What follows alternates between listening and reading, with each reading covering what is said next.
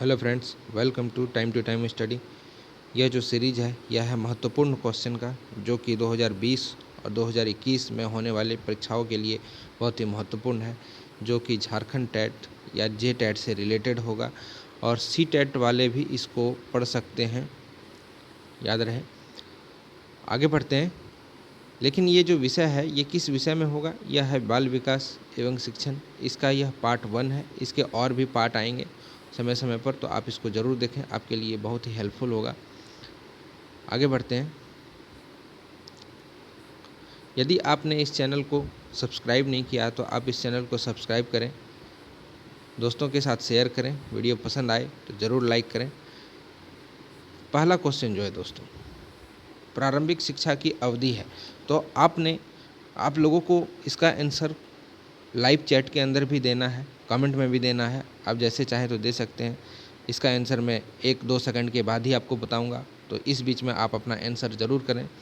मैं इसको चेक कर रहा हूं आपके लिए, और किसी भी तरह का क्वेश्चन हो तो आप हमसे पूछ सकते हैं। तो जो इसका आंसर है यह होगा ऑप्शन नंबर डी, प्रारंभिक शिक्षा की अवधि इसमें पूछा गया है। प्रारंभिक शिक्षा की अवधि जो है वो क्या है? तो ऑप्शन नंबर डी, 12 वर्ष। अवधि क्या होती है दोस्तों? किसी भी चीज़ का डेड लाइन होती है अवधि। तो ये जो है 12 वर्ष जो है ये डेड लाइन है। इस बीच में ही जो है बच्चे अपनी प्रारंभिक शिक्षा को ग्रहण करते हैं। दूसरा नंबर क्वेश्चन है, शिक्षा के स्तर में गिरावट का मुख्य कारण है। तो शिक्षा के स्तर में गिरावट का मुख्य कारण क्या है? जल्दी आंसर करें।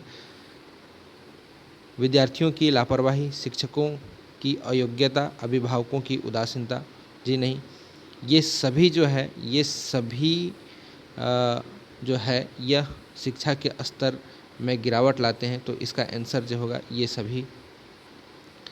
तीसरा नंबर जो है, अनुशासन से शिक्षा में क्या सहायता मिलती है? अनुशासन मतलब डिसिप्लिन।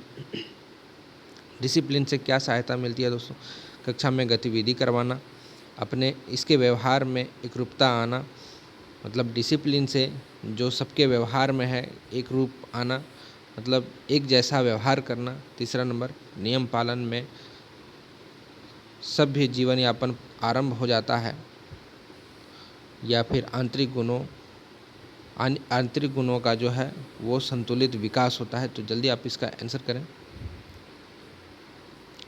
जो इसका आंसर होगा यह होगा ऑप्शन नंबर 4, आंतरिक गुणों का विकास होना।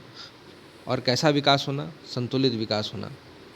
चौथा नंबर देखते हैं, शिक्षक की मुख्य भूमिका क्या होनी चाहिए? जल्दी से आंसर करें। शिक्षक की मुख्य भूमिका जो है वह होना चाहिए विषय को सिखाना। आगे बढ़ते हैं। पांचवा नंबर देखते हैं, शिक्षक के लिए एक आदर्श होना चाहिए। आपने सुना होगा, आप इसका जल्दी आंसर दें। ये 4 ऑप्शन है आपके लिए, ये ऑप्शन नंबर 4 है। ठीक है, इसका जो आंसर होगा यह है सादा जीवन उच्च विचार। आपने सुना होगा, टीचर सभी का मतलब जितने भी शिक्षक हैं उनका ये तकिया कलाम होता है, और उनका जो जीवन शैली होती है वो इसी पर आधारित होती है कि शिक्षकों का जीवन सादा और विचार जो है वो हमेशा उच्च होता है। आगे बढ़ते हैं। शिक्षा भवन का सबसे महत्वपूर्ण अंग है। कौन सा अंग सबसे महत्वपूर्ण है? क्या सजावट होना जरूरी है? मेज कुर्सी, ये सभी, श्यामपट्ट, क्या सबसे ज़्यादा महत्वपूर्ण है? कौन सा अंग? तो जो सबसे ज़्यादा महत्वपूर्ण है वो है 2 नंबर ऑप्शन, श्यामपट्ट, मतलब ब्लैक बोर्ड। ब्लैक बोर्ड जो होता है दोस्तों क्लास में, जिस पे टीचर खड़ा होकर मतलब पढ़ाते हैं या कुछ लिखते हैं इसके ऊपर, वो होता है। तो श्यामपट्ट इसी को बोला जाता है। तो ये जो है शिक्षा भवन का सबसे महत्वपूर्ण अंग जो होगा वो ऑप्शन नंबर 2 श्यामपट्ट होगा। 7वां नंबर देखते हैं, शिक्षक और अभिभावक को आपस में क्यों मिलना चाहिए? जल्दी से इसका आंसर करें। कानून व्यवस्था बनाए रखने के लिए मिलना चाहिए। सरकार को ज्ञापन भेजा जा सकता है इसके मिलने से या फिर इसके सहयोग से। स्थानीय चुनाव लड़ा जा सकता है, या 2 नंबर विद्यालय कार्य में सुधार किया जा सकता है।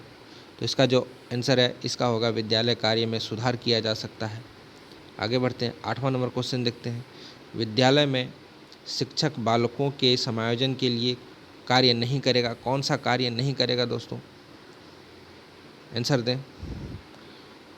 इसका जो आंसर होगा वो होगा ऑप्शन नंबर 3, कठोर दंड देकर कार्य करवाना। ये शिक्षकों के लिए अब मतलब उनको वो ये नहीं कर सकते हैं। पहले तो शिक्षक जो थे वो काफ़ी बच्चों को डांटते भी थे और काफ़ी डंडे भी चलाते थे बच्चों के ऊपर।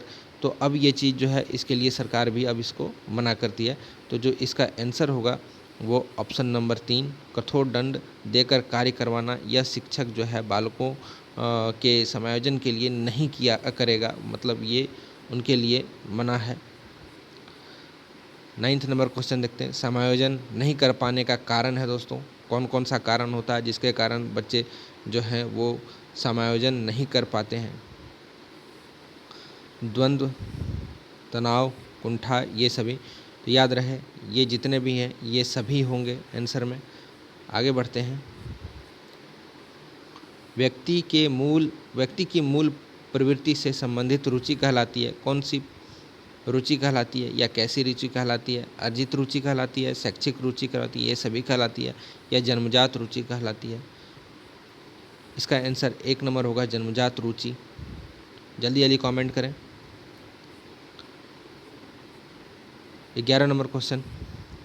व्यक्तित्व का समायोजन प्रकट करता है। कौन सा ऑप्शन होगा, जल्दी बताएं। झगड़ालू प्रवृत्ति में, पलायनवादी प्रवृत्ति में, आक्रमणकारी के रूप में, या इन सभी में? इसका जो आंसर होगा वो होगा 4 नंबर ऑप्शन, इन सभी में। झगड़ालू, पलायनवादी, आक्रमणकारी, इन सभी के रूप में जो है कुछ समायोजन जो होता है बच्चे, ये सभी चीज़ों को वो प्रकट करता है अपने व्यक्तित्व के अंदर। बाह्य विषय के गुणों को अपने अंदर ढालना, या फिर जो दूसरे के व्यक्ति के जो गुण हैं वो अपने अंदर ले आना, इसको क्या कहते हैं? जैसे कि यहाँ लिखा गया है, बाह्य विषय के गुणों को अपना लेना या दूसरे व्यक्ति के गुणों को अपने व्यक्तित्व में ग्रहण कर लेना कहलाता है। क्या कहलाता है दोस्तों? तो जल्दी बताएं। ये ऑप्शन नंबर 3 होगा।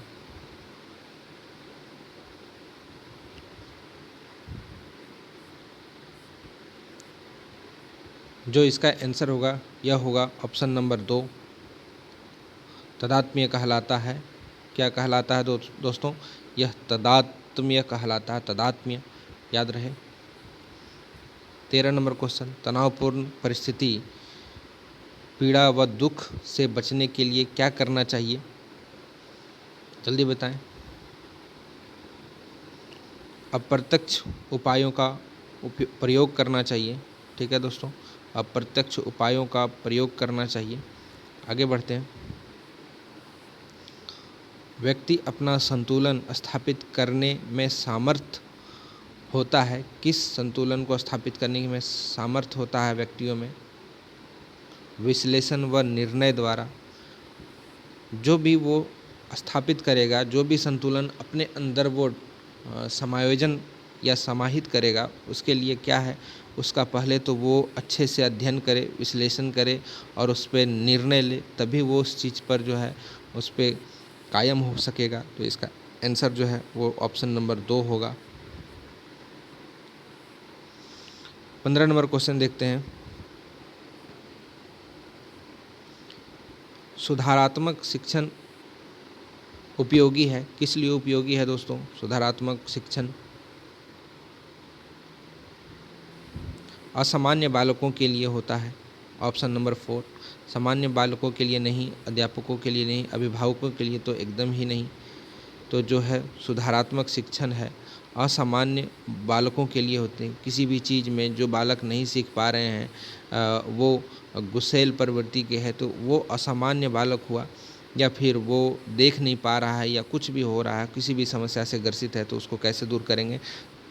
तो जो उसको है उस स्कूल में या उस कक्षा में सुधार करके उसके लिए एक नया कैरिकुलम बना के उसके लिए हम कर सकते हैं। तो वो आंसर क्या होगा? असामान्य बालकों के लिए। 16 नंबर, छात्र परामर्श का संबंध है किससे है?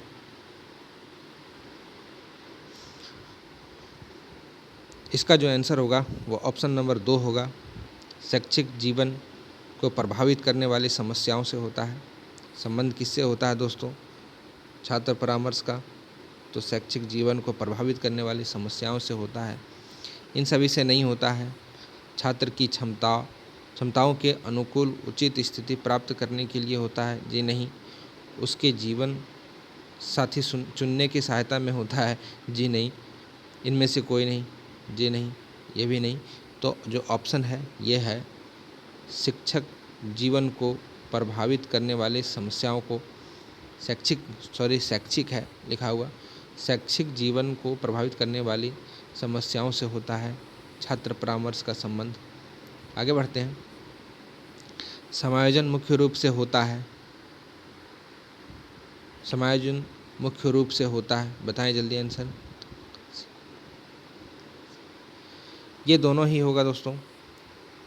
व्यक्ति के आंतरिक शक्तियों पर निर्भर होता है और पर्यावरण की अनुकूलता पर निर्भर होता है। तो ये जो है ऑप्शन नंबर 3 जिसमें आप ये देख रहे हैं, ऑप्शन नंबर 3 ओनली 1 एंड 2, मतलब ये दोनों ही ऑप्शन है। लेकिन इस ऑप्शन में जो मैंने ऑप्शन दिया है वो ये दोनों नहीं बल्कि ये होगा ऑप्शन नंबर 3। इसी में ये दोनों चले आते हैं। आगे बढ़ते हैं। जटिल बालक के लक्षण है। जटिल बालक के क्या लक्षण है जल्दी बताएं।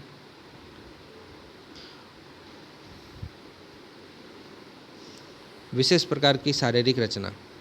कोई बच्चा है जो देख नहीं पा रहा है, वो आँख से नेत्रहीन है, तो वो जो है एक प्रकार का जटिल बालक हुआ। वो कैसा बालक हुआ? तो वो एक प्रकार का जटिल बालक हुआ।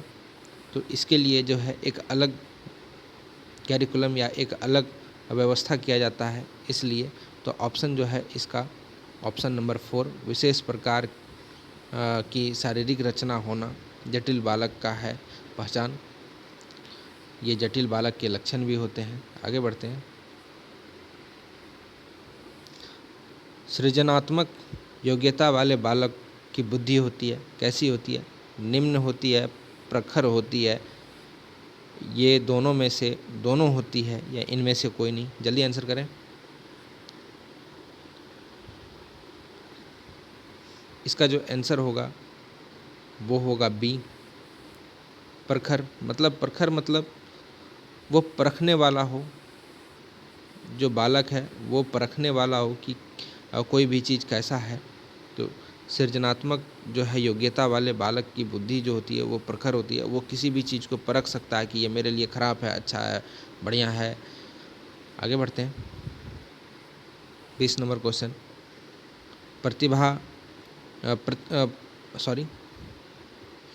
प्रतिभावना जो है, भावन या भावना हम बोलें, बालकों की पहचान किस प्रकार की जाती है?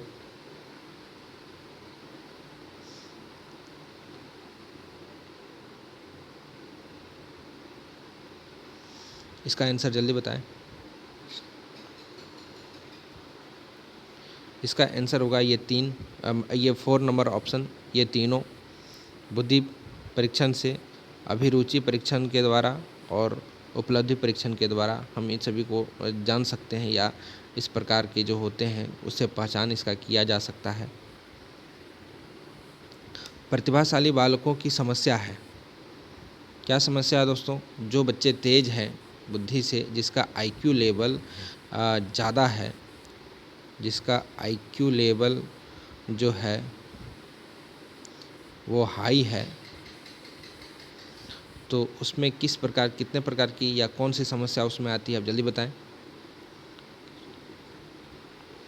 ये सभी समस्या हैं दोस्तों। गिरोह की समस्या, गिरोहों को शामिल होना,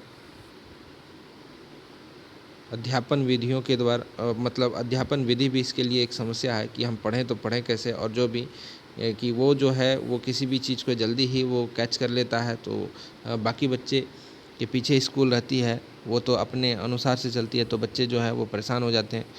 स्कूल विषयों और व्यवसायों को चयन करने की समस्या होती है। तो जो इसका आंसर होगा ये होगा प्रतिभाशाली बालकों की समस्या क्या है? तो ये सभी है दोस्तों, 4 नंबर ऑप्शन। आइए 22 नंबर क्वेश्चन करिए, आंसर दीजिए। मनोविज्ञान के अनुसार निम्न विधि काम में लाई जा सकती है। कौन सी विधि काम में लाई जा सकती है? ये सभी विधि जो है, मनोनाटकीय विधि, समाज नाटकीय विधि, अनैदेशिक विधि जो है, ये सभी होंगी। आगे बढ़ते हैं। निम्न में से विशिष्ट योग्यता के मुख्य विशेषता क्या है? विशिष्ट योग्यता की मुख्य विशेषता पूछा गया है दोस्तों।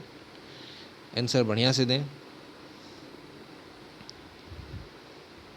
विशिष्ट योग्यता व्यक्ति में भिन्न भिन्न मात्रा में पाई जाती है। विशिष्ट योग्यता जो है वो हर व्यक्ति में भिन्न भिन्न मात्रा में पाई जाती है। इस योग्यता को प्रयास द्वारा अर्जित किया जा सकता है, या यह योग्यता अनेक प्रकार के होते हैं, या ये सभी। तो इसका जो आंसर होगा ये होगा 4th नंबर, ये सभी। अंधे बालकों को शिक्षण दिया जाता है। कैसे दिया जाता है दोस्तों अंधे बालक को शिक्षण?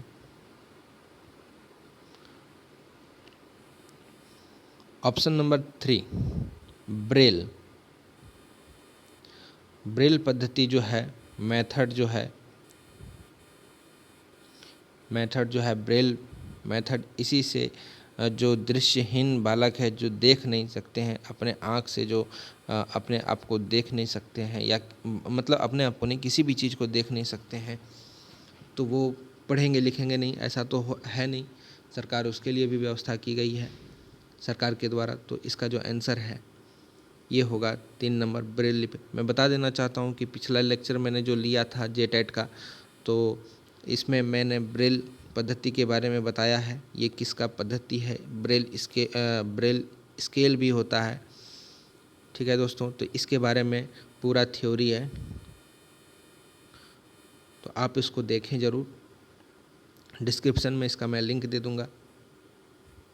आगे बढ़ते हैं। तो इसका जो आंसर है ये होगा ब्रेल पद्धति। निम्न में से, सॉरी यहाँ जो है से जो है वो में से होगा। निम्न में से समस्यात्मक बालक कौन है? मतलब किस में ज़्यादा समस्या या कैसी समस्यात्मक बालक कौन है? पिछड़े बालक, मंदबुद्धि बालक, चोरी करने वाले बालक, प्रतिभाशाली बालक। आंसर दें जल्दी से।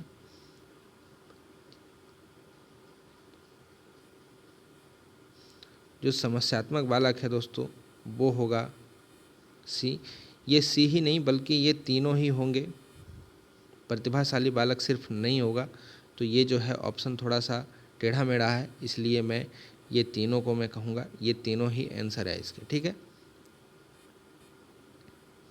भारत के संदर्भ में बच्चों के स्कूल छोड़ने का कारण है दोस्तों, वो कौन सा कारण है? मैं जानना चाहता हूँ कि ये कौन सा कारण है। इसका आंसर जल्दी दें।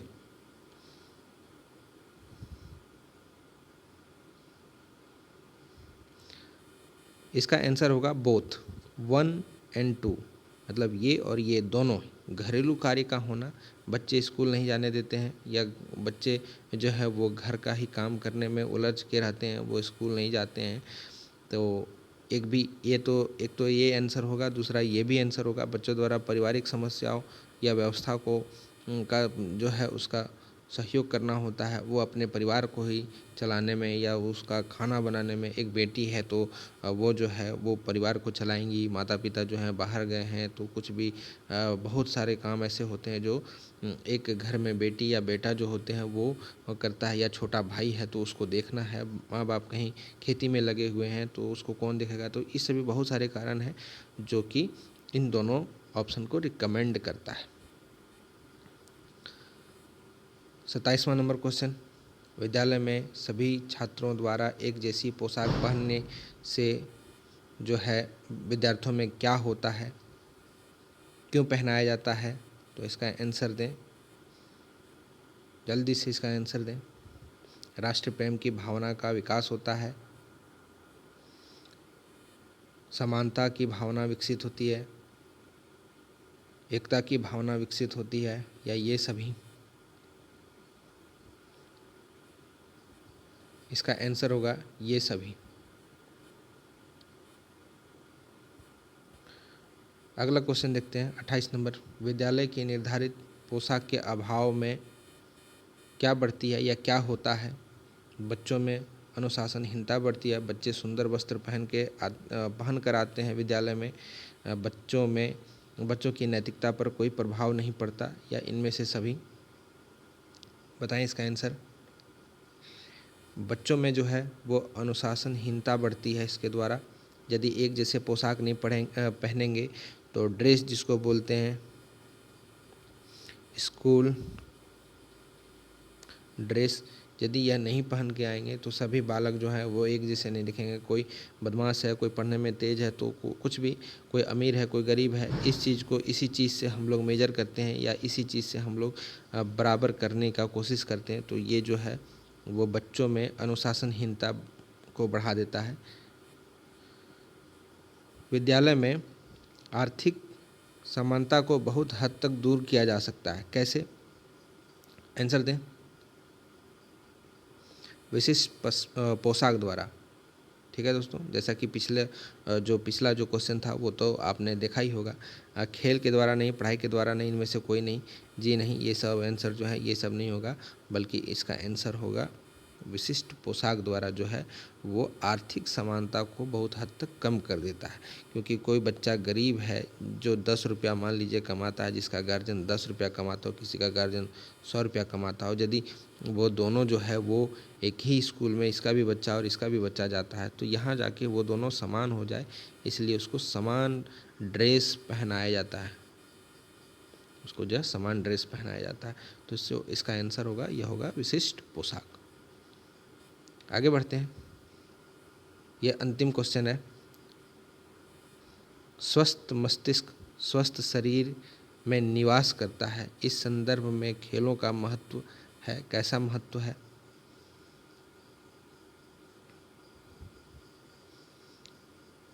इसमें ये दोनों ऑप्शन होगा, शारीरिक विकास में भी और मानसिक विकास में भी, मतलब 3 नंबर ऑप्शन सही है मेरा।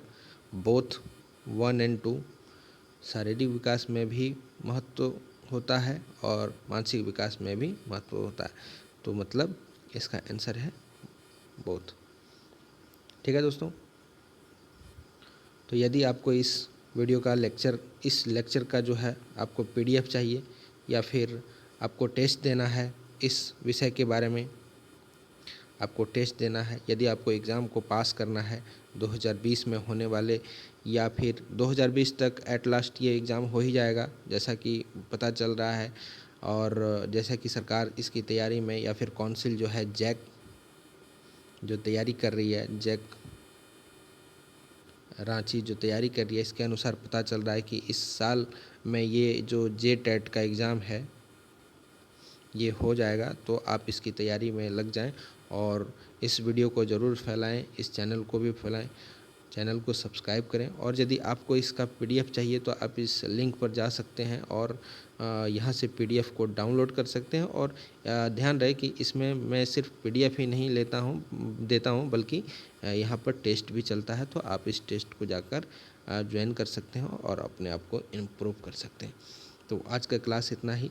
और एक बात है कि ये तो है बाल विकास से, ठीक है दोस्तों, लेकिन इसके बाद में जो सीरीज स्टार्ट करने वाला हूँगा वो मैं करूँगा इन्वायरमेंटल से, क्योंकि इन्वायरमेंटल में बहुत सारे क्वेश्चन ऐसे होते हैं जो कि टफ होते हैं। तो उसके लिए मैं भी एक जो है ऐसा ही महत्वपूर्ण क्वेश्चंस का एक सीरीज लाऊंगा, उसको भी आप ज़रूर देखें।